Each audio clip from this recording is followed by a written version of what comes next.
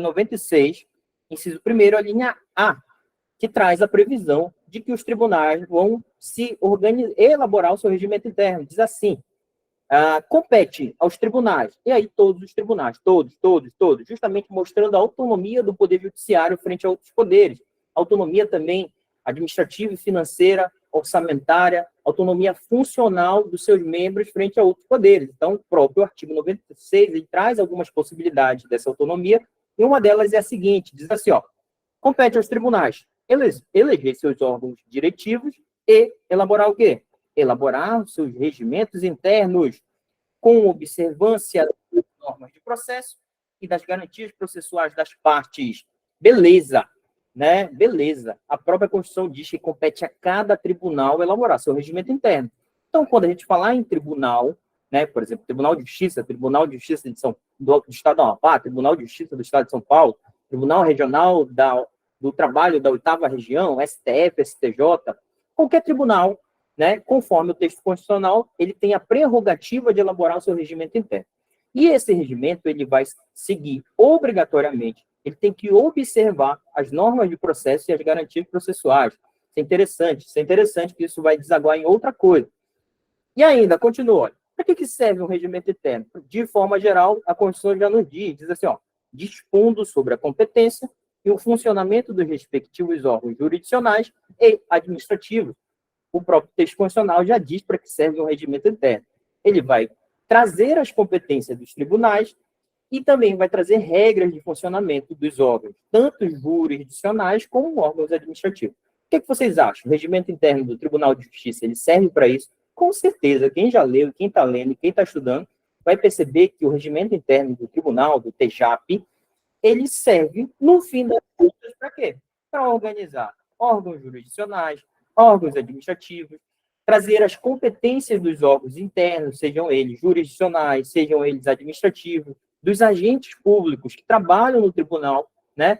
Traz também, lógico, tem uma parte toda processual, observância do processo e garantias processuais das partes, só que essa é a disposição geral do texto constitucional.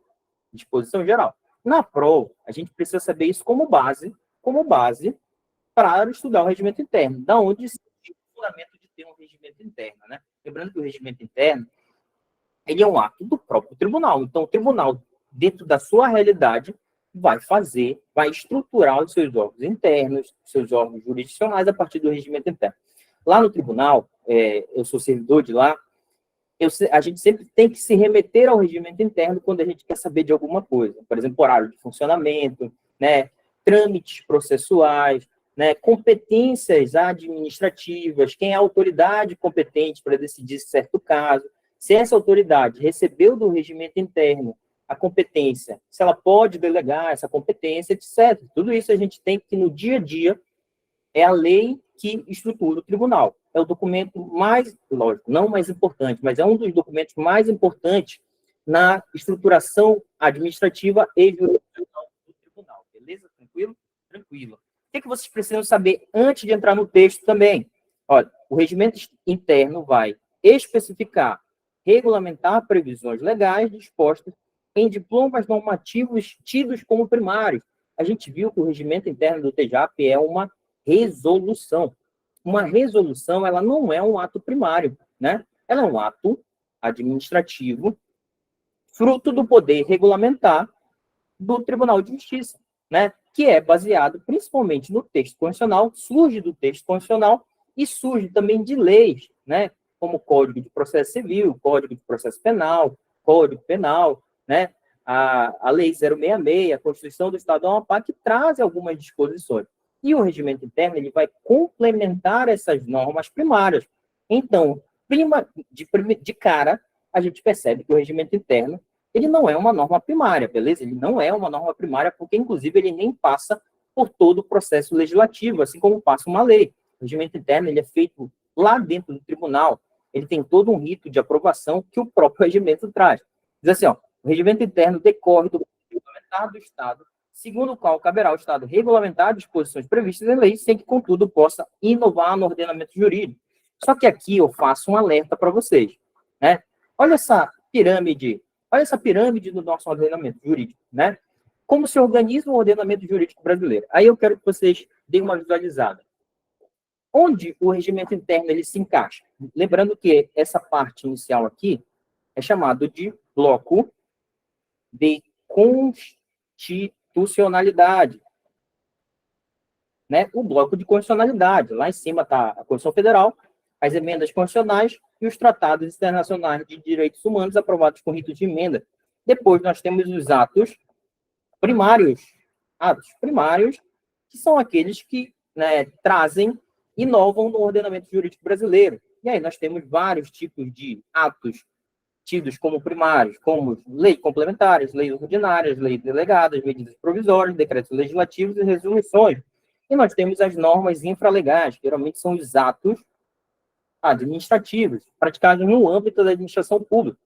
Acabei de dizer para vocês que o regimento interno ele é um ato que é fruto do poder regulamentar e ele serve para complementar os atos primários. Então, de primeira, a gente consegue perceber, já nessa explicação, que o regimento interno ele estaria bem aqui, ó, regimento interno do Tribunal de Justiça do Estado da Amapá. Beleza?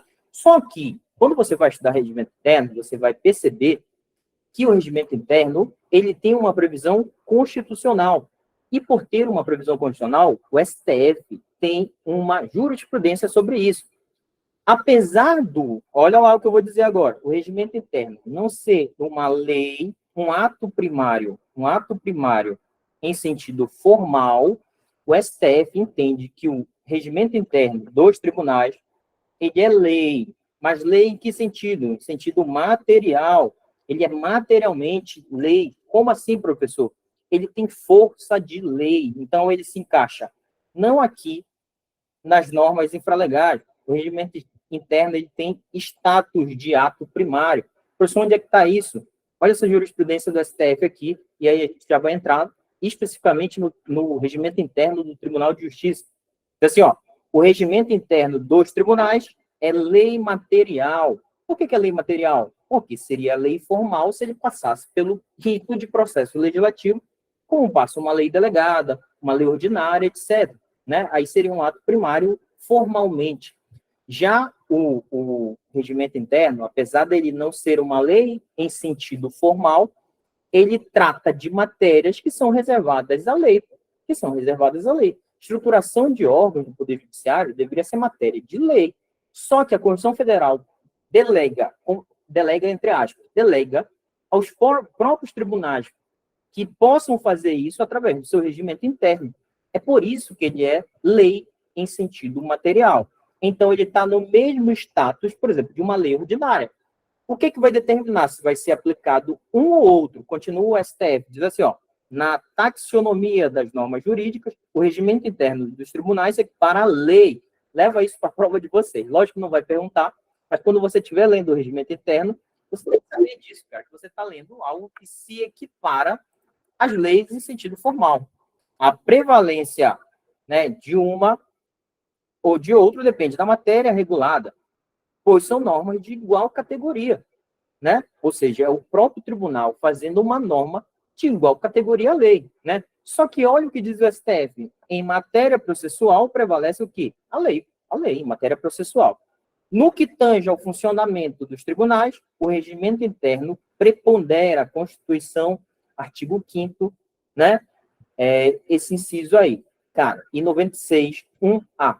Entendemos isso? Se for, porque o próprio regimento ele tem que ter normas de processo, e a Constituição diz assim, ó, tem que respeitar as garantias das partes e as normas de processo. O STF disse que, havendo divergência entre as normas de processo e o regimento, se sobressai as leis, né, as normas de processo. Mas, em relação à organização dos tribunais, né, já que essa é matéria da autonomia dos tribunais, o que se sobressai é o quê? O que se sobressai é o regimento interno. Beleza? Tranquilo? Feita essa primeira explicação, a gente precisa saber o que mais para a gente entender o regimento.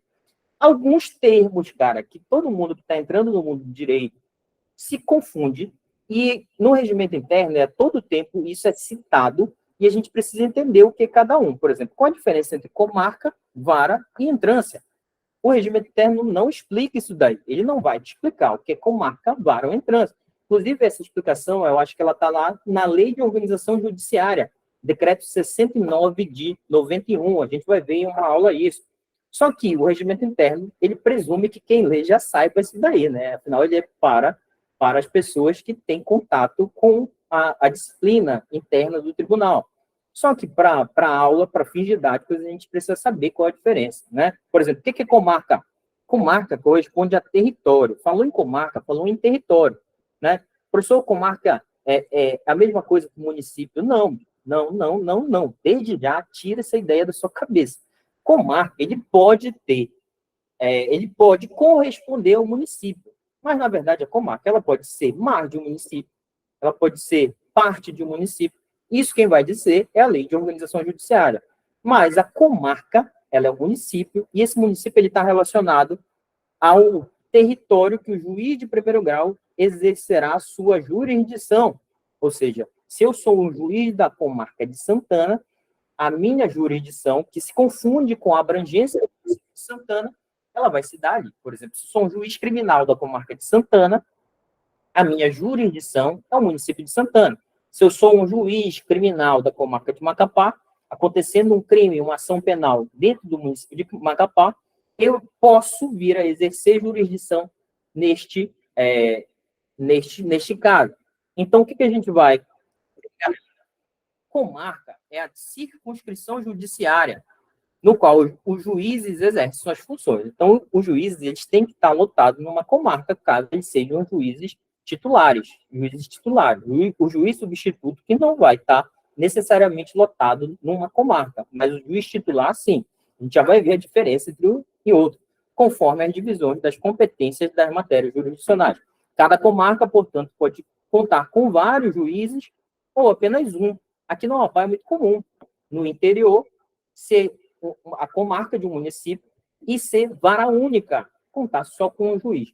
Na comarca de Macapá, né, que corresponde ao município de Macapá, a gente tem vários juízes que exercem a jurisdição do município de Macapá, eles se diferenciam pela matéria, beleza? Tranquilo? Tranquilo. As varas, o que são as varas? Por exemplo, quando o regimento interno falar em vara, você vai entender, é o local ou repartição que corresponde à lotação de um juiz. Ou seja, o juiz, ele vai pertencer a uma comarca e ele vai ser lotado em uma vara, né? Há comarcas que têm mais de uma vara, e há comarcas que apenas uma vara única, né? Vara única. E a gente vai ver quais são essas comarcas que têm vara única, né? É o local onde o magistrado efetua suas atividades. Em comarcas pequenas, a única vara recebe todos os assuntos relativos à justiça. Em comarcas maiores, há várias varas em que essas varas são divididas por temática, principalmente, né? Temáticas criminais, temáticas cíveis, e dentro das temáticas cíveis a gente vai ver família, a gente vai ver sucessões, a gente vai ver órfãos, fazenda pública, etc. Aqui você não precisa decorar nesse primeiro momento. Entrância. O que é entrância? Olha aí, a entrância, as comarcas que podem apresentar uma ou mais varas podem ser classificadas como entrâncias inicial ou final. É uma forma de agrupar comarcas, sabia? A entrância, né? E dependendo do grau, do número de feitos. Esse nome que eu coloquei aqui, inicial, final, é o nome que o Tribunal de Justiça dá para suas entrâncias, né? Nós temos a entrância inicial e a entrância final. Só que outros tribunais podem dar outro nome. Primeira, segunda entrância, entrância especial, entrância intermediária, não importa. Para o Tribunal de Justiça, nós temos duas entrâncias, né? Duas entrâncias, a entrância inicial e a entrância final. Como é que se organiza o Tribunal de Justiça? Em entrância inicial, é aquela que de menor porte, ou seja, que compreende todo o interior do estado, exceto Macapá Santana, né? Se compreende todo o interior do estado, exceto Macapá Santana. Macapá Santana é o quê? É aquela que possui 5 ou mais varas, incluindo juizados especiais, atendendo uma população igual ou superior a 130 mil habitantes. Aqui no Amapá é a entrância final, Macapá e Santana. Essa definição é do CNJ, para poder classificar uma entrância como de maior porte, né, acima da entrância, a primeira entrância inicial, né? A nossa aqui é dividida assim, Macapá Santana, entrância final, e os outros municípios do interior, entrância inicial. Professor, Mazagão, que aqui é a região metropolitana, é entrância inicial conforme as normas de organização judiciária. Não confundam geografia com a norma de organização judiciária. O Tribunal de Justiça classifica Mazagão como comarca de entrância inicial. Por quê? Não é pela distância geográfica, é pelo número de feitos. São comarcas de menor porte, por isso elas são classificadas como entrância inicial. E atenção, olha, uma entrância não está subordinada à outra. Não tem essa. Isso daqui é só para fins de organização judiciária, só para fins de organização do Poder Judiciário do ente federativo estadual Amapá. Ainda, saibam desse contexto aqui. Instância, né? Todo mundo confunde. O que é instância? O Brasil adota o direito ao duplo grau de jurisdição. Tem-se a divisão da prestação jurisdicional em instâncias, que significam os graus de prestação jurisdicional. Geralmente, o primeiro grau é aquele que começa com o juiz singular, né? O juiz singular, quando ele recebe um feito, ele atua sobre esse feito com as normas de processo, esse geralmente é primeiro grau, né? E aí, como a gente, no Brasil, tem as instâncias recursais, quando há uma remessa necessária, há um para o tribunal, a gente tem o quê? Uma subida de entrância, que são graus diferentes de prestação jurisdicional, né? Por exemplo, o TJAP, né? Ele é um tribunal de segunda instância, né? Segunda instância, é isso que a gente tem que saber. Inclusive, o próprio regimento interno vai dizer isso em diversas vezes. Tranquilo até aqui? Tranquilo. E aí? Para a gente conhecer, você está chegando agora, entrância é classificada por quantidade de processo. Esse é um dos critérios para se definir se é de entrância inicial ou entrância final, mas tem outros, né? A gente não vai entrar na minúcia de quais são os critérios, mas tem vários outros critérios, como população, quantidade de processos que entram, que saem, né? Processos baixados ou não, né? Tudo isso conta para se classificar como entrância inicial ou entrância final. Beleza? Tranquilo? E aí a gente precisa conhecer o tribunal, cara. A gente precisa conhecer. Isso daqui está na página do tribunal. Eu também colhi algumas informações, além da página do tribunal, internamente, lá das nossas informações internas, dos nossos documentos. Olha aí, a Justiça do Amapá foi instalada quando? 91, cara. É uma justiça nova. Até porque até 1988 a gente era o quê? Território. E a partir da criação do Estado do Amapá foi necessário a implantação dos três poderes. E essa implantação para o Poder Judiciário ocorreu em 1991. E aí, em 1992, por exemplo, nós tivemos o primeiro concurso para servidores. Na verdade, não foi em 92, foi em 91, mas a posse foi 22 de 4 de 92. Os primeiros servidores tomaram posse, entraram em exercício nesse dia, cara, faz mais de 30 anos. Agora a gente está no 13º concurso desses servidores, porque não tinha servidores, não tinha um poder judiciário, né?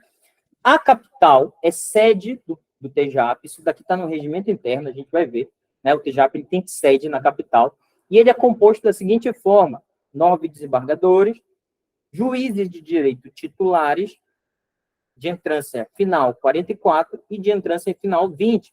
Lembrando que esse 20 aqui, ó, só um adendo, esse 44, eles estão titularizando varas na entrância final, Macapá Santana. E esses 20 aqui, ó, alguns estão titularizando varas na entrância inicial. Só que esse 20, ele é previsto numa lei. Não quer dizer que tenha 20 juízes de entrância inicial. A gente vai ver que tem só 14. Vou colocar aqui, tem só 14 juízes de entrância inicial, mas a lei prevê a possibilidade de 20 provimentos, né? E juízes substitutos também a gente tem o quê? 20 na lei. Não quer dizer que tenha 20. Eu acho que hoje tem 14 com o último concurso também. 14 com o último concurso, né? E aí, muito cuidado, isso daqui é previsão legal, mas há essa possibilidade. Juiz titular é aquele que o quê? É aquele que titulariza uma vara, né? E juiz substituto é aquele que ainda não é não titulariza uma vara, né, uma unidade judicial, um ofício judicial. Professor, quando a Amapá era território, qual tribunal atuava aqui? Não sei informar, mas com certeza era relacionado, eu acho que era o Tribunal de Justiça do Distrito Federal e Territórios, né, territórios, eu acho que era esse daí, eu acho. Inclusive, teve um desembargador que ele veio direto desse tribunal e virou desembargador aqui como um dos primeiros desembargadores, né, isso daí eu soube pela história, mas eu acho que era esse daí. Como não tinha, né, era um território federal que pertencia à União, era o Tribunal de Justiça do Distrito Federal e Território. Beleza? Tranquilo? Essa daqui é a logo, essa logo nova. Essa logo é de 2021, cara. Não era essa logo, não. Essa logo é nova, estilizada e tal, bonitinha. Beleza? O que você precisa saber mais? Agora aqui a gente começa. Professor, que hora vai começar o regimento? Agora aqui para você entender. Nós temos no estado do Amapá 12 comarcas. 12. Quantos municípios a gente tem no estado? A gente tem 16, professor, 16. E agora? Mas a gente tem 12 comarcas. Perceberam que eu falei que não necessariamente um município ele é uma comarca? Pode ser que uma comarca tenha mais de um município englobado. A gente não precisa saber nesse primeiro momento. Mas, quais são as comarcas de entrância inicial? Principalmente interior. Comarca de Amapá, comarca de Mazagão, comarca de Calçoene, comarca de Tartarugalzinho, comarca de Ferreira Gomes, comarca de Vitória, comarca de Pedra Branca do Amapari e comarca de Porto Grande. Essas que eu passei o marca-texto são varas únicas. Varas únicas. Professor, que diabo é vara única? Ou seja, é uma comarca que só tem uma vara de competência geral, né? Vara de competência geral, né? Ou seja, tudo que é feito, quando eu falo feito, todo tipo de processo, seja de infância ou juventude, seja criminal, seja civil, seja juizado especial, seja de família, como é uma comarca de vara única, o juiz titular dessa comarca, ele trata de tudo. Competência geral. É competência geral. Então, é vara única, beleza? Esse que eu vou passar um marca-texto aqui, que também é da entrância inicial, Oiapoque, olha aqui, ó. Oiapoque e Laranjal do Jari, já não é vara única. Em Oiapoque, a gente tem 2 varas de competência geral, e no Laranjal do Jari, a gente também tem 4 varas de competência geral, até porque são cidades de maior porte do que essas outras cidades do interior. Mas isso não as torna, por exemplo, de entrância final, elas ainda são de entrância inicial, beleza? E aí nós temos, na entrância final, é exclusivo, é muito mais fácil você decorar Macapá e Santana, que é a entrância final, né? Então, um juiz lotado no Fórum de Santana, ele já é juiz de entrância final, inclusive isso tem uma diferença no subsídio do cara. E aí nós temos postos avançados. Esses postos avançados, eles pertencem principalmente às comarcas do interior. Por exemplo, Serra do Navio é um posto avançado, né? Ele não é uma comarca, não é uma comarca de Serra do Navio, é um posto avançado que pertence à comarca, se eu não estou enganado, de Pedra Branca, né? Pracuúba também é um posto avançado, Itaubal do Piriri é um posto avançado, Lourenço e Cutias. Perceberam que aí nós temos Lourenço é uma comunidade, não é um município, mas Serra do Navio, Pracuúba, Itaubal do Piriri e Cutias são municípios, mas pela população diminuta, pela quantidade de ações judiciais, elas são postos avançados que são integrados a outra comarca, né? A outra comarca, que geralmente são essas daqui de entrância inicial, beleza? Tranquilo? Gravou esse quadro? Esse quadro é essencial para a gente entender o regimento interno. E aí? Para a gente fazer um adendo. Lourenço, distrito de Calçoene, beleza, eu acho que é de Calçoene mesmo. O Lourenço, ele é ligado à comarca de Calçoene, né? A comarca de Calçoene. Inclusive, uma comarca ela pode abranger mais de um município, né? Fique claro isso daí. Comarca de Macapá, composta de 32 varas, uma turma recursal com 4 juízes, ou seja, nós temos 36 aí, né? Santana é composta por 8 varas, né? Aí temos o quê? 40, né? 44 juízes de entrância final.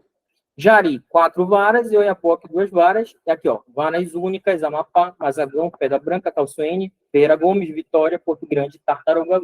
Beleza, professor? O senhor falou tudo isso, né? Tudo isso, e agora o senhor não vai entrar no regimento, o ideal é que a gente tenha um panorama sobre o tribunal para entender o regimento interno, né? Senão, muita coisa que eu vou falar não vai entrar na sua cabeça, pô, não vai entrar para a hora da prova. Então, olha aí, ó, o regimento interno ele se divide em 3 partes, tira um print aí, anota isso daqui, ó. A primeira parte vai tratar da organização e da competência. Inclusive, eu reputo para a prova de vocês, essa é uma das partes essenciais para a prova.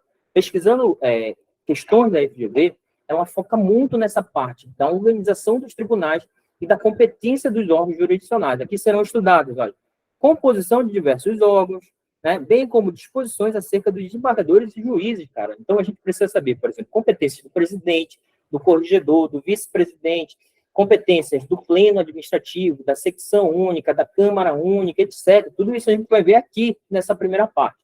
É com ela que a gente vai iniciar. A segunda parte trata do processo. Sabe aquelas normas de processo, de organização do processo que a Constituição fala, serão tratadas na segunda parte. A segunda parte ela é muito densa e ela é muito técnica. Então, eu acho que a FGV pouco, a não ser para a área judiciária, execução de mandados, pode cobrar isso. Agora, para a área de nível médio ou especialidade, cara, eu acredito que pouco se vai cobrar. A gente vai dar uma lida, tentar dar uma passada, mas a gente não vai dar ênfase nisso daqui. A parte 3, ela é bem pequenininha, cara, bem pequenininha, né? Bem pequenininha. Ela é, inclusive, uma lida em 1 minuto, né? Tanto que, em uma aula, a gente consegue ver a parte dos serviços administrativos. Tá? Isso daqui é rápido, né? Inclusive, eu acho pouco pertinente a gente focar isso para a prova, a parte 3. E aí, dentro da... Para que serve o regimento interno? Isso daqui você vai decorar. Isso daqui está na ementa da resolução 06 de 2003. Qual é a função do regimento interno do Tribunal de Justiça, cara? Olha, fixar as normas de funcionamento do tribunal, lógico, é para isso que serve o regimento interno, reger internamente, trazer as regras de organização. Outra, estabelecer competência dos órgãos. Isso daqui diz de forma clara, e a gente vai ver que é o mais importante, competência dos órgãos, sejam eles judiciários e sejam eles administrativos. Ainda, regular a instrução e julgamento de processo, isso daqui por determinação do texto constitucional, originários e recursos que lhes são atribuídos ao tribunal. Então, sabe aqueles processos que começam no tribunal, que são processos originários, ou seja, eles não passam por nenhum lugar, eles começam diretamente no tribunal, e também o Tribunal de Justiça, como um tribunal de segundo grau, ele também vai funcionar como instância recursal. Então, essa parte do processo, a parte do regimento, é isso daí. Beleza? Ainda, instituir a disciplina dos serviços, sejam eles administrativos ou judiciários, beleza? Então, são 4 funções do regimento interno.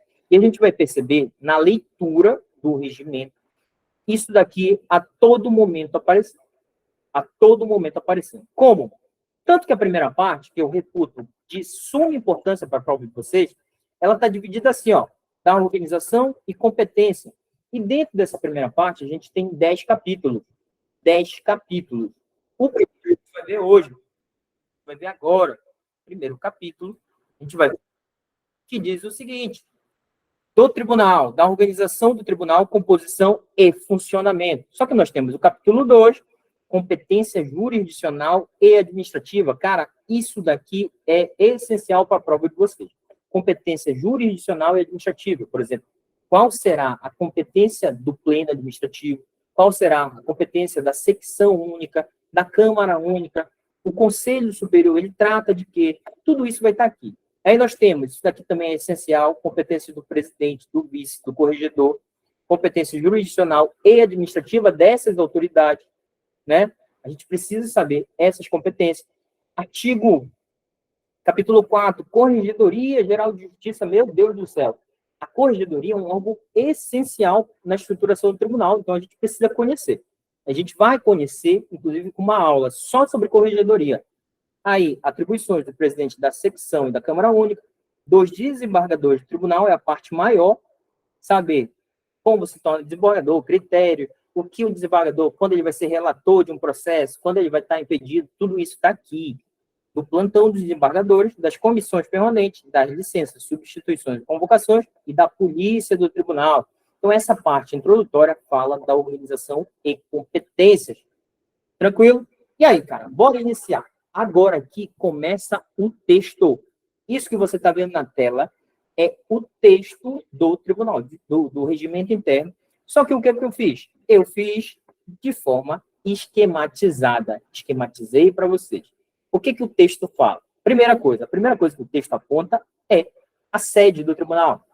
Ele diz assim, a sede do Tribunal de Justiça é o quê? É a capital do Estado. Como a gente está falando do Tribunal de Justiça do Estado do Amapá, né? O Estado é o Amapá e a sede, a capital hoje é quem? A capital é Macapá. Então, a sede do Tribunal de Justiça é o quê? Macapá. Professor, mas está escrito Macapá no regimento interno? Não, está dizendo capital do Estado. Se cair é assim mesmo na prova. Professor, qual é a sede do tribunal? A sede do tribunal é a capital do Estado. Uma coisa é a sede, outra coisa é a jurisdição. O que é a jurisdição, minha gente? Jurisdição é a circunscrição em que uma autoridade judiciária ela pode o quê? Ela pode dizer o direito. O Tribunal de Justiça vai dizer o direito em que jurisdição, em qual jurisdição dela? Do território do Estado. E que Estado a gente está falando? Estado do Amapá, ou seja, a jurisdição do Tribunal de Justiça é todo o Estado do Amapá. Todo. Né? É diferente, por exemplo, de um juiz que é lotado na comarca de Santana. A jurisdição dele é a comarca de Santana. O tribunal TJAP, a jurisdição dele é todo o Estado do Amapá. Beleza? Qual a composição do tribunal? Assim, ó, a composição é 9 desembargadores. Eles são chamados de membros.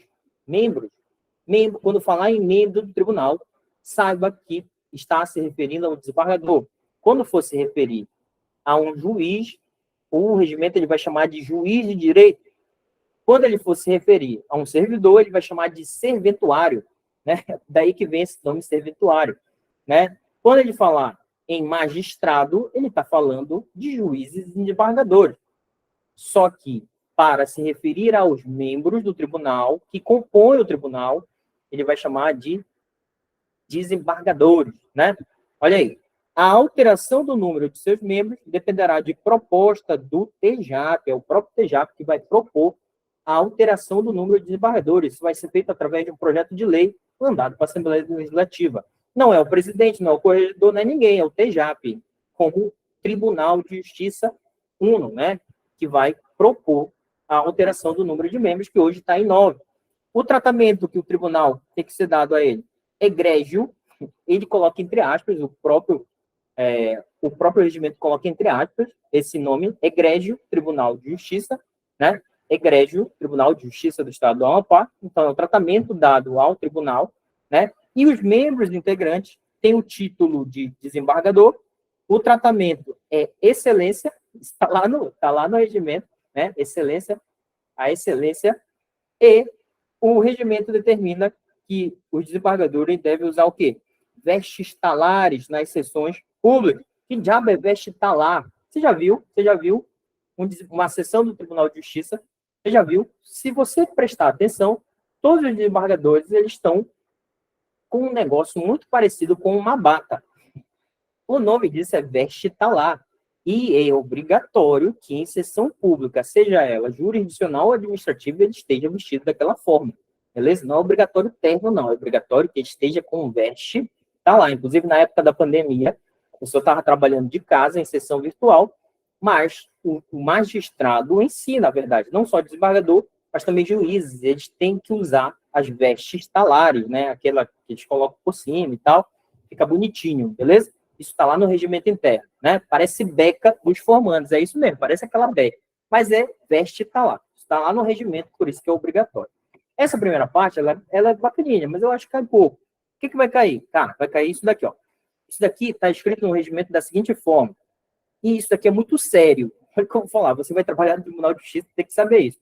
Os desembargadores terão acesso pleno a todo tipo de informação sobre atos da administração da justiça deste Estado, do Estado do Amapá, podendo-lhes, olha o poder, colhê-las diretamente nos respectivos setores, independentemente de que requerimento formal, cara.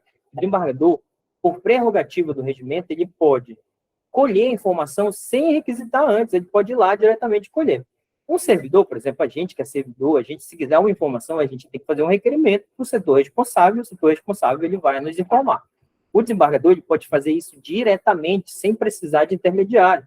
Inclusive, por WhatsApp, eu já respondi desembargadores, porque tem que responder, porque o regimento interno possibilita. Eu não posso dizer para ele, olha, desembargador, faça um requerimento que aí eu lhe dou essa informação. Não pode, porra. O próprio regimento determina que ele tem acesso pleno a todo tipo de informação sobre atos da administração da justiça. E a gente tem que dar a informação, independentemente se ele requerer ou não. Se ele requerer, fez requerimento formal ou não. Ele tem que pedir, pedindo, você tem que dar a informação, beleza? Tranquilo. Outra. A composição. Isso daqui eu vou explicar na minúcia. A composição do Tribunal de Justiça. Olha, aqueles membros, eles serão compostos por juízes de direito, presta atenção, agora que vem o negócio, e parte deles será do quinto constitucional. Vocês que estudaram lá direito constitucional sabem que 1/5 das vagas dos tribunais, entre eles os tribunais de justiça, serão compostos por membros do MP e advogados. O texto do regimento interno diz, olha, 4/5 dos lugares do tribunal serão destinados a juízes de direito, aquele que faz concurso público, entra como juiz substituto, depois ele vira juiz titular de entrância inicial, depois vai para a entrância final, e ele pode chegar a ser promovido ao desembargo. Então, 4/5 das vagas do Tribunal de Justiça serão reservadas para juízes de direito. 1/5, olha, será reservado a membros do Ministério Público Estadual com mais de 10 anos de carreira e advogados de notório saber jurídico de reputação elevada, com mais de 10 anos de efetiva atividade profissional. Isso daqui nada de novo, isso daqui está no texto constitucional, inclusive, né? É o chamado quinto constitucional. Só que presta atenção como funciona no Tribunal de Justiça, cara. Bora para a prática.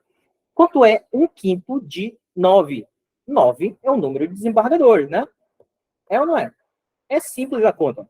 Você pega 9, divide por 5, e aí acha o quinto, que é 1,8. 1/5 de 9 é 1,8. Quantos juízes vão compor o tribunal? Juiz, aí você pega o quinto, né? E multiplica por 4. 4/5 que dá 7,2. Então, de juízes de direito, teremos 7 vagas. 7 vagas de juízes de direito. Já, olha, MP e advogado. Você pega o quinto, multiplica por 1 e tem o quê? 1,8. Mas, professor, com o número quebrado. E agora? É assim que funciona. Para evitar a subrepresentação, o STF já determinou que quando há esse número quebrado, não vai cair a conta. A conta eu estou falando só para vocês entenderem. Que vai cair é isso daqui, ó.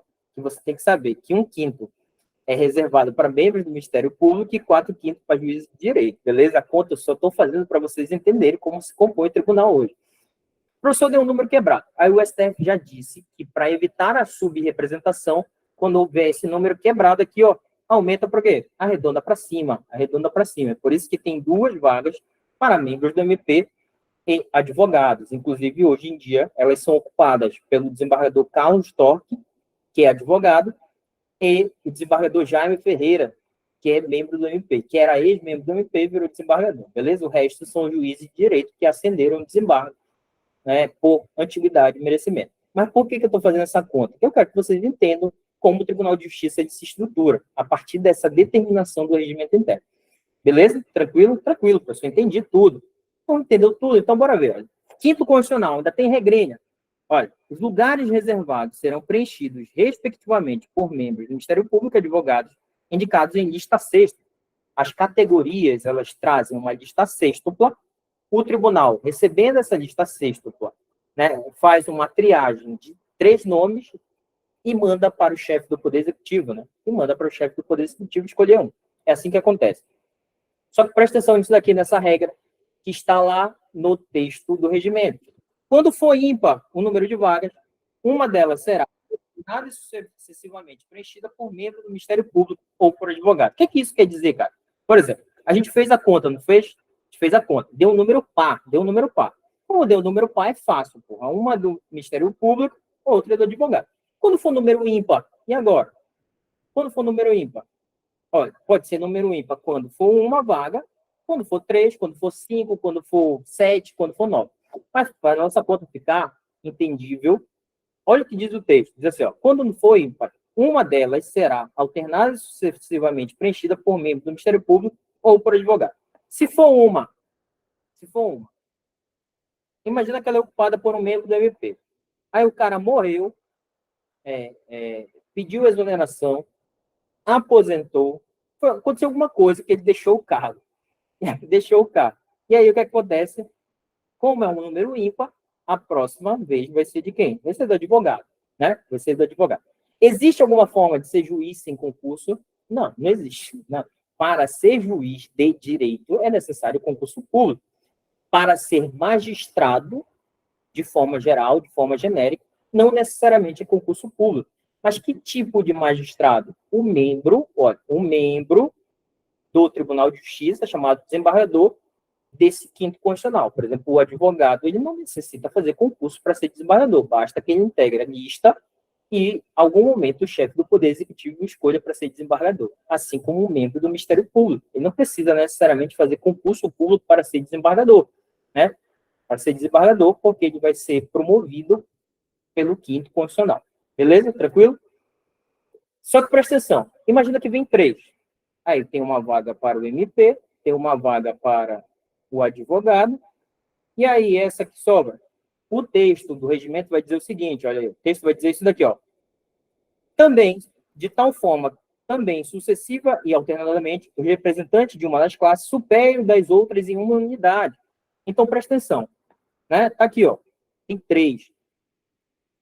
Essa daqui está sendo ocupada por um cara do MP. Perceberam que em número ímpar, uma classe ela vai superar a outra em uma unidade? Beleza? Tranquilo? Sempre tem que ser assim. Superar a outra em uma unidade. Aí, bora lá. Bora fazer um exercício mental. Foi essa vaga aqui do MP que aposentou. E aí ela vai ser de quem? Ela vai ser do advogado. Beleza? E aí vai superar a vaga do MP em uma unidade. É assim que está dizendo. Beleza, professor, entendi. Só que imagina que agora quem aposenta é a vaga do MP. E aí, professor, vai ser outro advogado aqui? Não. O regimento interno está dizendo o seguinte: sempre tem que ter, superando em uma unidade, a representação da outra classe. Então, vocês perceberam, se vier alternada aqui, ó, outro advogado, vai ter 3 advogados. Então, é por isso que o regimento interno ele existe, para evitar essas coisas, para evitar a subrepresentação. Então, vai ser o quê? Vai continuar com o membro do MP aqui, sendo que vai superar uma unidade. Beleza? Tranquilo? Era só para fins de entendimento desse dispositivo lá do regimento interno, né? E aí, segue aí. Tá, isso daqui é essencial. Como é que o TJAP funciona? Meu Deus, olha como ele funciona. E aqui é na sua função jurisdicional e principalmente de correição, jurisdicional de correição. O TJAP, ele funciona em plenário, ele funciona em secção única. Eu, quando li no regimento, eu disse, isso está escrito errado. Isso é seção única. Não, é secção única. Secção única. Em Câmara Única, em Conselho da Magistratura, em Conselho Superior dos Juizados Especiais. Então, ele tem 5 instâncias de funcionamento conforme o regimento interno. Em plenário, em secção única, em Câmara Única, em Conselho da Magistratura, em Conselho Superior dos Juizados Especiais. Lá na frente a gente vai ver que o Tribunal de Justiça ele não tem câmaras especializadas como outros tribunais. Tem uma Câmara Civil, tem uma Câmara Criminal, tem uma Câmara de Direito Privado. Não, outros tribunais têm. O tribunal ele não se organiza em função da matéria, beleza? Em função de matérias. Por isso que ele se organiza em plenário, em secção, em Câmara.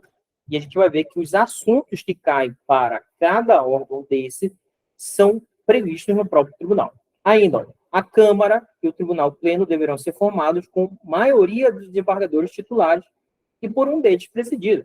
Professor, é possível que não desembargadores formem o plenário, a secção única e a Câmara Única? A gente vai ver que é possível que juízes de direito eles sejam convocados para compor quórum para julgamentos no plenário, na secção única e na Câmara Única. Por isso que o regimento ele faz esse alerta aqui, ó. deverão ser formados com maioria por desembargadores titulares e por um deles presidida. Sempre vai ser presidida por um desembargador. Todos atuando como relator, revisor ou vogal. Isso daqui a gente vai ver lá na frente, que é a diferença de cada um. As comissões permanentes e as comissões temporárias colaboram no desempenho dos encargos do tribunal. Isso é uma previsão lá do regimento, tranquila. Basta uma leitura. Tranquilo? Pegou isso daqui? Pegou isso, né? Pegou isso. E aí a gente passa para... Olha o que eu vou fazer agora. Essa parte aqui é essencial. Como é que se organiza o plenário? Esse plenário, hoje em dia, ele é chamado de tribunal pleno. Tribunal pleno. O próprio regimento já, nas suas atualizações, nas suas emendas, no seu texto novo, ele já chama de tribunal pleno. Quando você fala em plenário ou tribunal pleno, você está falando dos 9 desembargadores juntos. Ele é constituído dos 9 desembargadores. Beleza? Então, falou em plenário, qual é a composição dele? Os 9 desembargadores. É isso que diz o regimento interno. E ele é presidido por quem, o plenário? Ele é presidido pelo presidente do tribunal, meu Deus do céu. Hoje, o desembargador Adão Carvalho, ele é o presidente do tribunal, e como ele é o presidente do tribunal por força do regimento, ele também preside o tribunal pleno, seja ele judicial ou administrativo. Tranquilo? Na ausência do presidente, o presidente pode viajar, pode ficar doente, né, pode estar de férias, etc., por seu substituto legal. Hoje, o substituto legal é o vice-presidente, mas pode ser que o presidente ou o vice não esteja. E aí nós temos substitutos regimentais, que vai ser, em sequência, o Corregedor-Geral de Justiça, né? Eu já vi o corregedor assinando portarias que seriam do pleno administrativo, porque o presidente e o vice viajaram, aí fica o corregedor em substituição, e se não tiver nenhum dos três, professor, e aí vai ser o decano, né? O desembargador com mais tempo de casa, o mais velho, mais antigo, não mais velho em sentido de idade, mas o mais antigo como desembargador, que é o decano, hoje o desembargador Gilberto Pinheiro, nesse caso, observado o quórum mínimo. Aí, olha, presta atenção. Não poderão funcionar simultaneamente no mesmo órgão do tribunal, à exceção do tribunal pleno. Olha, quem? Desembargadores cônjuges ou parentes em linha reta ou colateral, ou por afinidade até terceiro grau. Isso daqui é interessante, é uma recomendação do regimento, até para evitar certas coisas, né? Hoje em dia não tem nenhum parente em linha reta ou cônjuge de alguém lá do tribunal pleno, né? Então, todo mundo pode funcionar. Nos julgamentos, a intervenção de um desembargador, nessa situação, acarretará automaticamente o impedimento de outro. Ou seja, em nenhuma instância daquelas que a gente viu pode parente até terceiro grau, cônjuge, companheiro. Só no tribunal pleno. Só no tribunal pleno. Segue aí. A secção única. Presta atenção da composição. É isso daqui que cai em prova. Composta por todos os embargadores. Todos, professor? Todos? Não. A exceção do presidente e do corregedor. A exceção do presidente e do corregedor. Então, quantos membros tem a secção única? Tem 7. Tem 7 membros. Por quê? O corregedor ele fica excluído, assim como o presidente, da composição da secção única. Ele não faz parte da secção única. Ele não pega processo da secção única. Por quê? Porque o regimento interno determina. Outra, é presidida pelo vice-presidente. É o vice-presidente, olha, que preside a secção única. Vice-presidente do tribunal, né? Vice-presidente do tribunal, que substitui o presidente. No caso da secção única, é ele que preside. Então, quando for uma sessão pública, administrativa ou judicial da secção única, quem vai presidir é o vice-presidente. E na ausência do vice-presidente, que neste caso é presidente, quem é que vai presidir a sessão? O desembargador mais antigo entre os presentes. O mais antigo entre os presentes. Olha, são 7 desembargadores. Beleza, 7 desembargadores, né? Não estando o vice-presidente, que está atuando como, que tem que atuar como presidente da secção única, quem vai presidir a secção única é o desembargador mais antigo entre os presentes. Não é quer dizer que é o mais antigo do tribunal ou da secção, é o que tiver presente. Estando, lógico, o mais antigo do tribunal presente é ele que vai presidir, beleza? Inclusive, essa regra, ela se repete. Entendemos a dinâmica, essa regra ela se repete também na Câmara Única. Professor, então qual é a diferença? A diferença vai ser as matérias tratadas. A gente vai ver que são matérias diferentes, que a secção trata e que a Câmara trata, beleza? Tranquilo? Mas é a mesma dinâmica. Olha. Composta por todos os embargadores, à exceção do presidente e do corregedor-geral, é presidida pelo vice-presidente e, na ausência do vice, o desembargador que mais antigo entre os presentes, havendo quórum, beleza? Tranquilo? Plenário, 9 desembargadores. Os 9 desembargadores é presidido pelo presidente do tribunal, né? E, na ausência, pelo substituto legal. A Câmara e a secção, presididas pelo vice-presidente, e compõem a Câmara e a secção todos os embargadores, à exceção do presidente do tribunal e do corregedor-geral. Show de bola? Show de bola. Tem outra determinação no regimento interno, diz assim, o Conselho Superior dos Juizados Especiais. Quem é que compõe esse Conselho Superior dos Juizados Especiais? O corregedor-geral, que preside, ou seja, nós temos um membro, que é o corregedor-geral, e ele é presidente desse conselho. Nós temos mais 2 desembargadores. Olha aí, 2 desembargadores escolhidos pelo plenário. 2 desembargadores escolhidos pelo plenário. O plenário vai lá e escolhe. Pode ser qualquer um, não tem determinação. E aí, período de 2 anos, vedada a reeleição ou recondução para o período subsequente. Então, na composição do Conselho Superior dos Juizados Especiais, e a gente vai ver que eles servem para propor melhorias no microsistema dos juizados especiais, fiscalizar essa parte do microsistema. Tem um microsistema dos juizados especiais, ele é essa composição de 3 membros. Beleza? Tranquilo? Isso daqui é mais de boa. Né? Então, o que a prova pode vir confundir vocês é na composição do plenário e na composição da secção e Câmara Única, que são parecidas. São iguais, na verdade, são iguais. Ainda, olha isso daqui, cara. Essencial. Para você que tem curiosidade como funciona a eleição de presidente, vice-presidente e geral, é agora. Essa é a hora. Diz assim, ó. Eleição. Como é que acontece a eleição do presidente, do vice e do corregedor-geral? Simples. Eleitos pela maioria dos membros do tribunal em votação o quê? Votação secreta. Faço questão de destacar isso, porque a FGV pode dizer aberta, né? Então, se elege o presidente, o vice e o corregedor-geral em votação o quê? Secreta. E eles são eleitos pela maioria dos membros. Professor, é maioria absoluta? Não, maioria. Estando presente, né, quórum, estando presente, né, a galera para votar, eles são eleitos pela maioria. Maioria de 9, eu acho que é 5, né? Acho que 5. Então, mandato de 2 anos, vedada a recondução ou reeleição para o período imediatamente subsequente. Inclusive, tem uma regra da eleição, né? A gente vai ver. Tem uma regra que é feita no ano anterior ao término do mandato.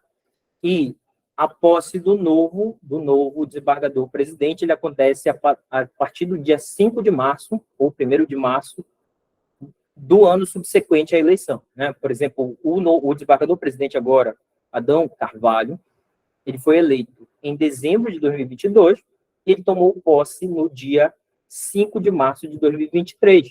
Né? Então, ele é presidente por 2 anos, até 5 de março de 2025, e depois tem nova eleição para outro presidente. Ele não vai ser o quê? Reconduzido, né? Só que presta atenção, lá no tribunal a gente sempre fala que há um acordo de cavalheiro, um acordo para as pessoas já sabem quem vai ser o próximo presidente, justamente porque é isso daqui, ó. Observa-se preferencialmente a ordem de antiguidade dos desembargadores. Mais velhos já foram presidentes. Então, o desembargador Dom Carvalho, ele não tinha sido presidente, né? Ele não tinha sido presidente, e ele era o mais antigo que não tinha sido presidente, então por isso que ele é o presidente.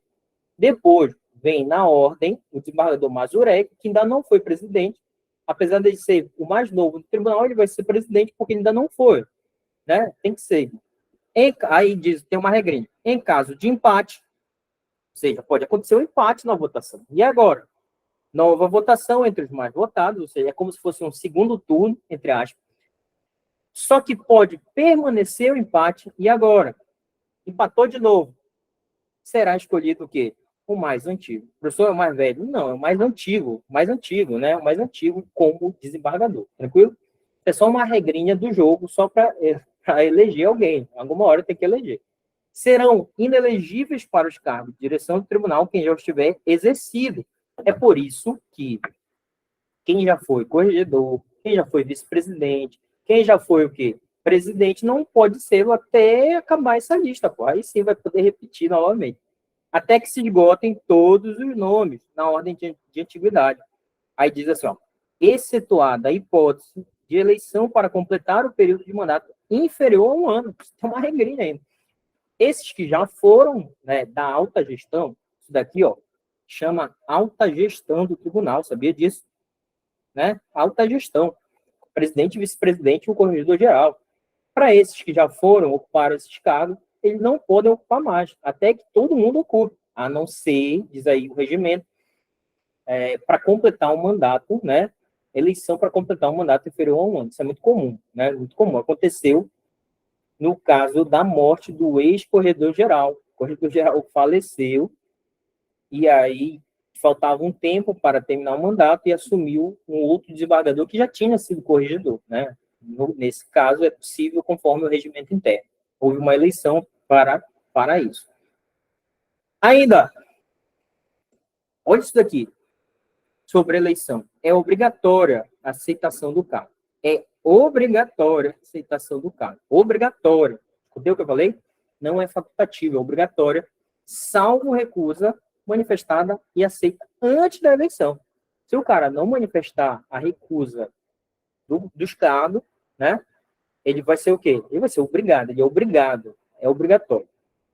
Vagando qualquer cargo eletivo antes do último semestre do mandato a cumprir, haverá eleição administrativa do sucessor para o tempo restante, que deverá ser providenciada no prazo de 10 dias, hipótese em que após ocorrerá no mesmo dia. Tranquilo. Antes do último semestre, tem o quê? Tem eleição. Simples, antes do último semestre. Vagou, sei lá, faltando um ano do mandato, tem eleição. Show de bola? Show de bola. Se ocorrer no último semestre, olha aí, assumirá o cargo até o término o substituto. E não havendo o que se seguir na ordem de antiguidade. Aí, se for no último semestre, não tem eleição. É simples. É isso que está dizendo aí. Antes do último semestre, faz uma eleição, né, para o eleito cumprir o restante do mandato. Se for no último semestre, o substituto vai assumir o cargo. Segue aí. Cara, essa parte aqui ela é essencial. Vou até tomar uma água aqui, só para eu explicar para você.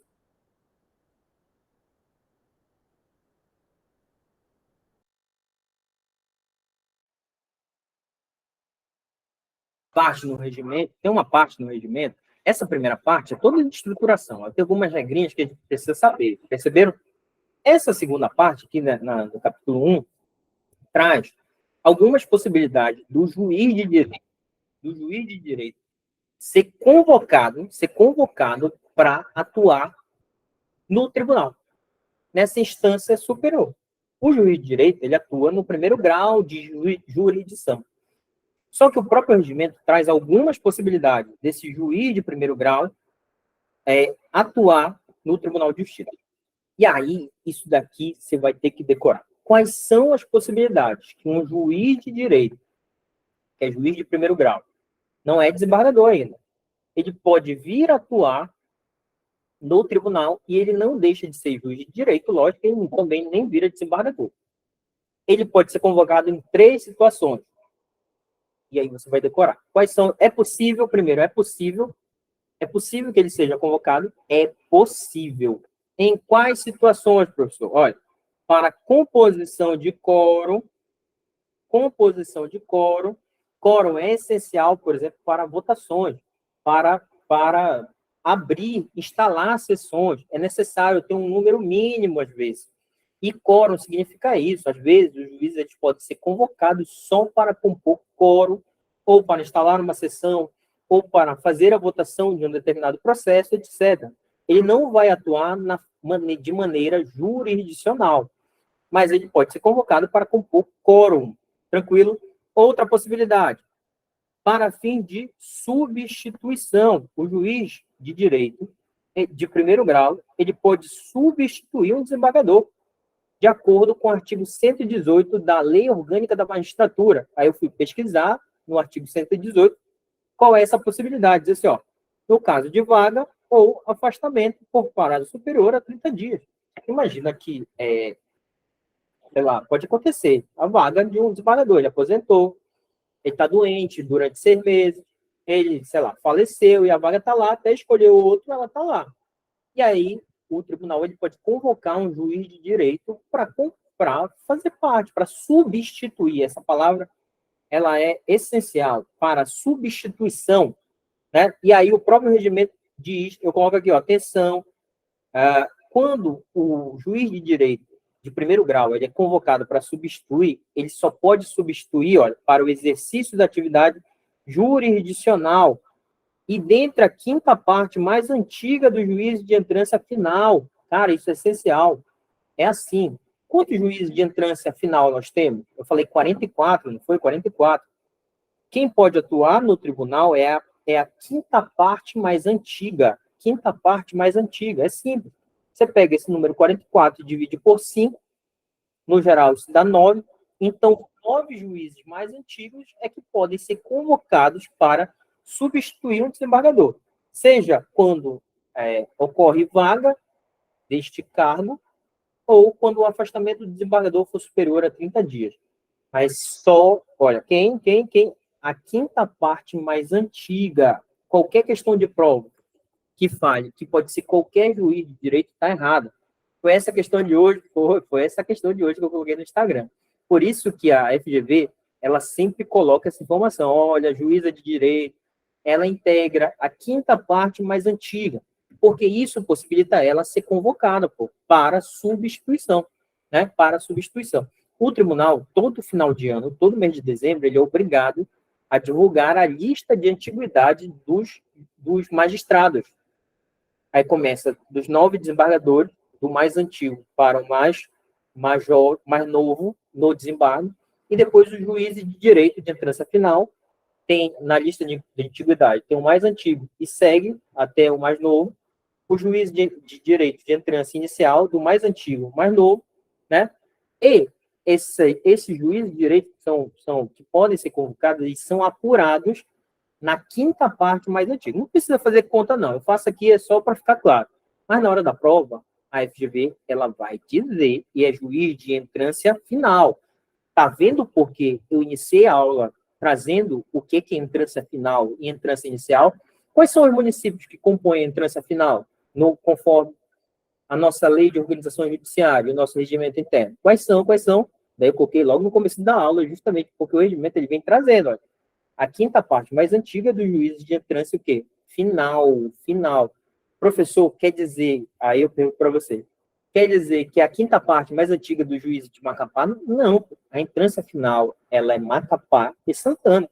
Pode ser que um juiz que integre essa última quinta parte esteja na comarca de Santana. Pode ser, é normal. Isso é muito comum, isso depende muito de muitos fatores. Tranquilo? Tranquilo. Outra situação que o juiz pode ser convocado para fim de auxílio. Então, perceberam? Para compor quórum, para substituição, no caso de vaga ou afastamento do desembargador, e para fim de auxílio. Lembrando que no caso de afastamento, no caso de substituição, ele só pode ser convocado para o quê? A atividade jurisdicional. Que diabo é isso, atividade jurisdicional? É para exercer a jurisdição dentro do processo. Ele vai atuar, o juiz de direito, fazendo as atribuições que faziam um desembargador dentro de processo. Né? Um processo que cai no gabinete do desembargador, ele vai atuar. Né? Se ele tem que tomar uma decisão, pedir um relatório, né? Dar um voto, é isso que ele vai fazer. Olha aí. Aí diz assim, o texto do regimento. Cabe ao corregedor opinar conclusivamente nos processos de convocação de juízes de primeiro grau para auxílio em segundo grau. Neste caso aqui, ó, do auxílio, quem vai opinar sobre, de forma conclusiva, é o Corregedor-Geral de Justiça, tranquilo? Ou seja, temos várias informações que a gente precisa decorar. Ainda, atenção, essa atenção eu coloco, isso daí não está no regimento. Não se admitirá convocação para substituição em função jurisdicional de desembargadores que exerçam o cargo de direção do tribunal. Perceberam que a Lei Orgânica da Magistratura traz como possibilidade para um desembargador ser substituído que o cargo esteja vago, por qualquer motivo, e no caso de afastamento por mais de 30 dias. Só que o próprio regimento diz, ó, se esse afastamento for no caso de que esse desembargador está exercendo o cargo de direção do tribunal, não vai rolar essa substituição. Ele que se vire acumulando as funções, por exemplo, o presidente, ele que se vira acumulando as funções de presidente e os seus casos que ele precisa resolver como desembargador. Se vira. Agora, se for outro tipo de afastamento, afastamento para tratamento de saúde, afastamento para viagem a serviço, afastamento para, enfim, um monte de afastamento, ou se ficar vago, aí pode o juiz ser convocado para substituir. Então, assim, ó, encerrado o período de convocação, os processos em poder do juiz convocado serão conclusos ao desembargador, ressalvados aqueles que haja lançado o relatório ou tenham sido incluídos em pauta para julgamento. É uma regra processual, né? Se voltou o desembargador e o juiz não terminou, por exemplo, de relatar e nem incluiu, vai fazer o quê? Ele vai devolver o processo para o desembargador titular, né? Vai fazer ele concluso, é isso, vai devolve, é teu, não é meu. Tranquilo. Aqui, ó, tem algumas regrinhas. O juiz convocado, esse cara aqui, ó, ele é escolhido pela maioria absoluta, aqui é absoluta, para escolher o presidente, o corregedor e o vice-presidente, é só a maioria dos membros.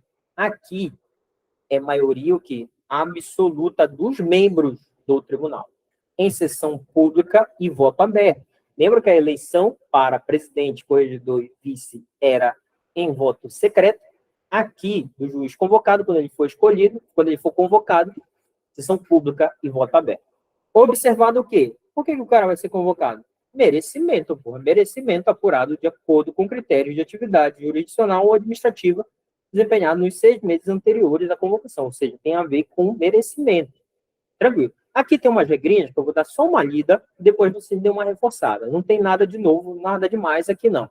O juiz escolhido não poderá recusar a convocação, né? Salvo fundamentada justificativa escrita e acatada em sessão específica, com maioria absoluta dos votos do pleno administrativo do Tribunal de Justiça. Pleno administrativo é a mesma coisa que tribunal pleno, né? Tribunal pleno. Do pleno administrativo, na verdade. Pleno administrativo é uma coisa e pleno judicial é outra. O pleno judicial julga casos judiciais e o pleno administrativo julga casos administrativos, processos administrativos.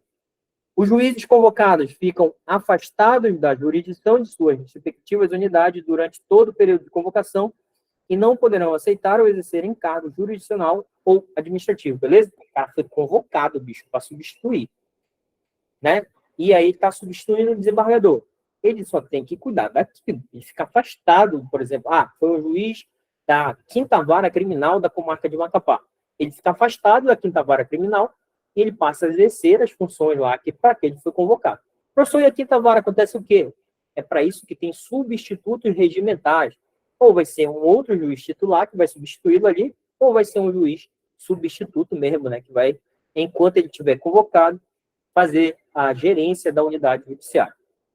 Se convocado o magistrado mais antigo e este justificadamente não puder comparecer, será designado o próximo na ordem de atividade, o qual, atendendo ao chamado, não será incluído na nova convocação até a renovação da lista. Isso aqui é uma regra besta.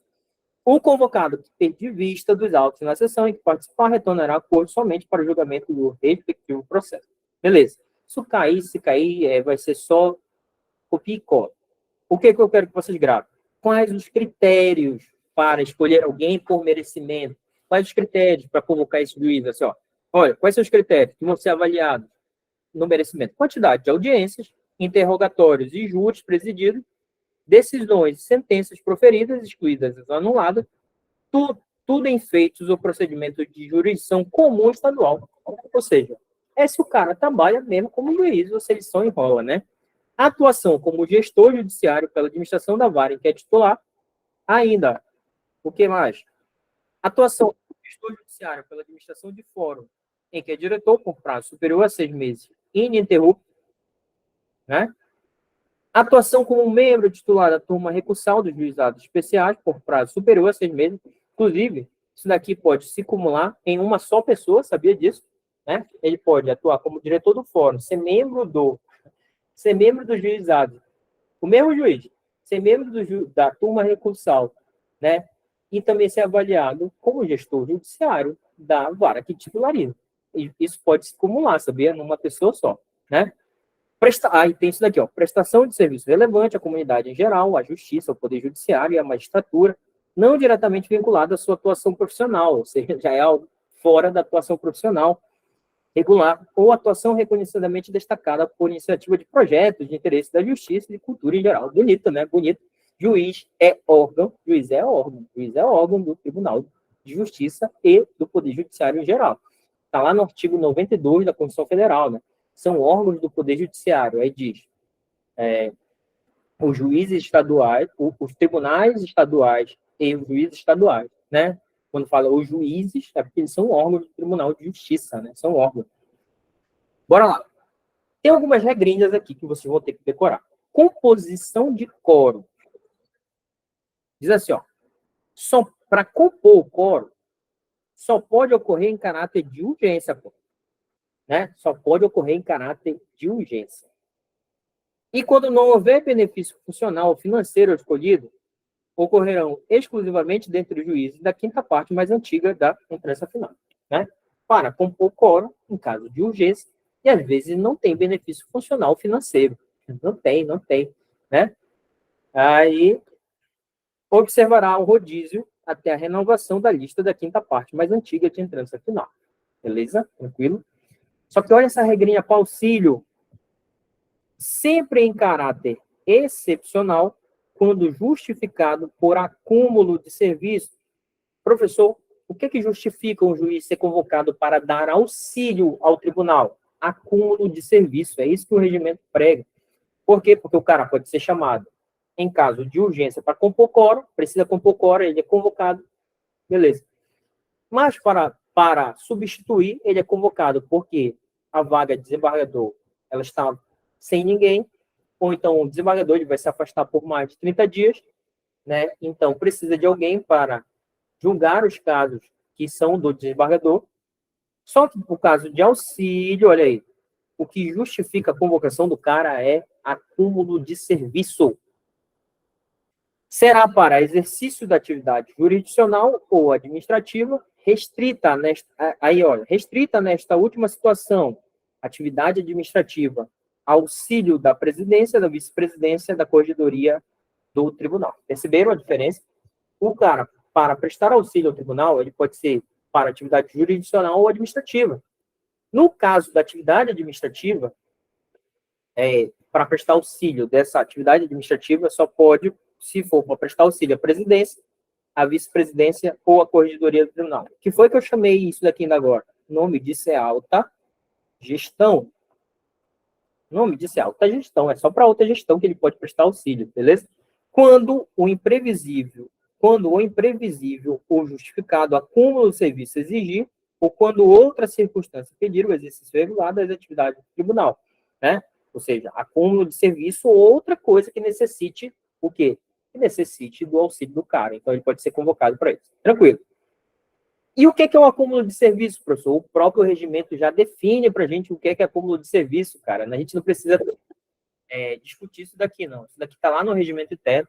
Vocês perceberam que eu não coloquei artigo? Vocês não têm que decorar artigo, vocês têm que decorar o texto. Então, assim, ó, o acúmulo de serviço é reconhecido sempre que a quantidade média de distribuição de feito é processo, no tribunal superar a capacidade média de julgamento de todos os seus membros, e assim se conservar por 6 meses. Ou seja, o número de processos que chegam, né, é muito maior do que o número de processos que saem, né? Como o número dos processos que chegam é muito maior do que o número de processos que saem, o que acontece? O número de processos encalhados que não saem começa a acumular, né?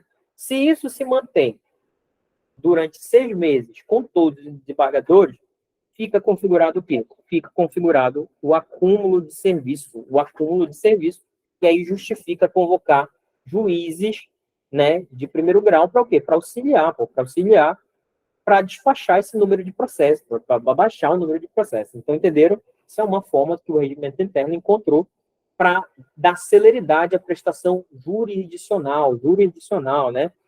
Para tornar célere a prestação jurisdicional e fazer valer a razoável duração do processo. Ainda, isso daqui é clássico, cara, eu gostei disso daqui. Isso daqui tem cheiro de prova. Quando o cara, olha, presta atenção, quando o cara atuar, olha, em auxílio e substituição. Auxílio, a gente acabou de ver. caso de necessidade de serviço. E substituição, quando ele precisa substituir o desembargador que está afastado há mais de 30 dias ou que não tem nenhum desembargador na vaga, ele vai receber o quê? Exclusivamente a diferença de remuneração para o cargo de desembargador. Ele ganha como juiz titular e o desembargador ele ganha mais, o subsídio a mais. Então, o que ele faz? No prazo que ele trabalhou como fazendo auxílio e substituição, ele ganha essa diferença. Aí, composição de quórum, quando ele é convocado para composição de quórum, ele não faz jus ao recebimento da diferença de remuneração para o cargo de desembargador. Por quê? Porque ele não atuou na jurisdição e nem administrativamente. Ele só foi lá e sentou e fez constar em ata que para abrir a sessão tinha quórum suficiente, ou para terminar a votação tinha quórum suficiente. Professor, juízes leigo é assim, o regimento interno, ele trata do juiz togado. O juiz togado é esse que exerce a plena jurisdição conforme as regras de competência do regimento interno, da lei de organização judiciária, da Constituição Federal, etc., né, da Constituição do Estado. Juiz leigo, cara, não tem nada a ver com o que a gente está vendo, né? Não tem nada a ver. Os leigos é outra coisa, né? Inclusive, é muito diferente, é outro regramento que a gente não estuda aqui, beleza? E o tribunal aí nem se ocupa disso daí, de juiz leigo. Tranquilo? Alex, professor, acabou? Atenção, olha aí, ó. Não poderão ser convocados os juízes de primeiro grau para auxílio que acumulem qualquer outra função jurisdicional ou administrativa. Tem funções que os juízes podem exercer no primeiro grau? Tem. Funções eleitorais, administração do foro, turma recursal, coordenação dos juizados especiais ou de infância e juventude. São várias funções administrativas. O cara não recebe nada mais por isso, a não ser por diretor do fórum. O diretor do fórum ele recebe uma gratificação. Mas, por exemplo, coordenador dos juizados especiais é uma função administrativa. Mas, se ele já exercer essa função administrativa, ele não pode ser convocado. Olha aí a questãozinha, para a gente fechar a aula de hoje. Essa primeira parte. Questãozinha, eu coloquei lá no meu Instagram. Segue aí o professor lá no Instagram. E aí, baseado no que a gente viu agora, a gente vai fazer o quê? A gente vai fazer essa questão, uma questão autoral, da banca Sandro Santiago 2023. E a Taylor Swift surgiu porque está na moda o filme dela, né? O filme dela não está aí na moda, então eu já escutei tanto disso, eu vou colocar ela como personagem. A Taylor Swift é juíza de direito. Olha, ela é juíza de direito. Opa. Integrante da quinta parte mais antiga da entrância final. Já temos uma informação. A FGV ela gosta de dar informações. Ela gosta de enunciados do quê? Longos. E de questões longas. Então, a gente vai ter 80 questões, né? 80 questões, então a gente tem que se preparar para isso. Foi convocada para a composição de quórum no Tribunal de Justiça do Estado da Amapá. Opa. Composição de quórum. É possível que ela seja convocada para a composição de quórum? São 3 alternativas. Composição de quórum, substituição e para o que mais? Para auxílio, né? Diante disso, ficou curiosa, sempre assim, né, na FGV, sempre tem um personagem, ele fica curioso, ele quer saber alguma coisa da assessoria, ele perguntou para o advogado vai responder para ele, ficou curiosa e perguntou ao seu colega juiz, quem era o colega dela? Era o Maradona. Na hora que eu estava fazendo a questão, estava passando alguma coisa na TV do Maradona, foi por isso que eu coloquei. O que aconteceria no caso dessa designação? O Maradona, profundo conhecedor do tema, pois já integra a Justiça do Amapá desde 91, o cara é antigo, respondeu corretamente, considerando os termos do regimento interno do Tribunal de Justiça do Estado do Amapá, baseado no que a gente viu. A Taylor Swift não poderia ser convocada para a composição de quórum no Tribunal de Justiça do Estado do Amapá. Essa questão está certa. A Taylor Swift pode ser convocada ou não pode para compor quórum? Claro que ela pode, porque está dentro dessas possibilidades que a gente viu de que o juiz de primeiro grau pode ser convocado para auxílio, para substituição e para composição de quórum. Então, essa primeira parte está errada. Aí diz assim, tendo em vista que tal convocação não é reservada ao juiz de direito integrante da quinta parte mais antiga, outra informação errada. Por quê? Porque a convocação ela é exclusiva de quem? De juiz e de direito integrante da quinta parte mais antiga da entrância final. Só eles que podem ser convocados, né? A quinta parte mais antiga da entrância final. Então, tem duas informações erradas. As questões da FGV são assim, às vezes vem uma informação errada ou vem duas informações erradas. Vocês vão ter que avaliar. Nesse caso, temos duas. Letra B. Taylor Swift não poderia ser convocada para a composição de quórum no Tribunal de Justiça, pois é vedado pelo regimento interno que juízes de direito sejam convocados para esta possibilidade. É errado isso daqui também. Por que está errado, professor? Porque não é vedado. Inclusive, é uma das possibilidades que o juiz seja convocado. Letra C. Taylor Swift. Swift é assim o nome dela?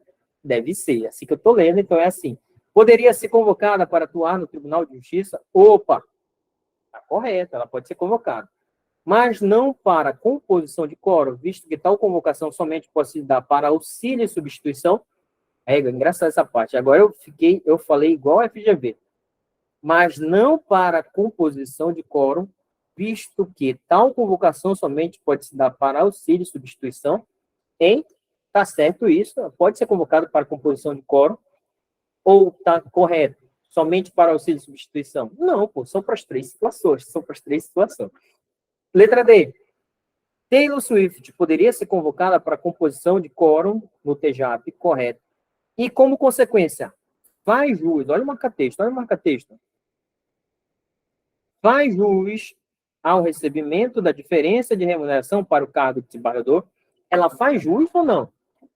Professor, eu li no regimento que ela faz jus. Mas faz jus em quais situações? Está nesse quadro bem aqui, ó.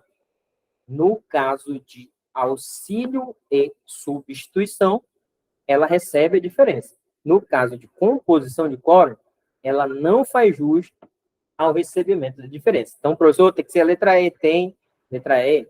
Diz assim, ó. Taylor Swift poderia ser convocada para atuar no Tribunal de Justiça do Estado do Amapá para a composição de quórum e, como consequência, não faz jus ao recebimento da diferença de remuneração para o cargo de desembargador. Corretíssimo, conforme o nosso regimento interno. Então, é a letra E, a correta, cara. Fica atento nessa primeira parte, tem muitas questões que podem surgir daí. Então, vamos ver vocês nessa primeira aula.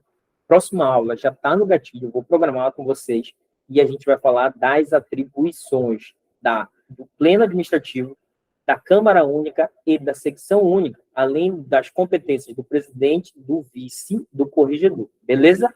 Então, vamos ver vocês. Adoro interagir com vocês. E vocês sabem, qualquer coisa, segue aí o canal no YouTube. Olha aí na tela.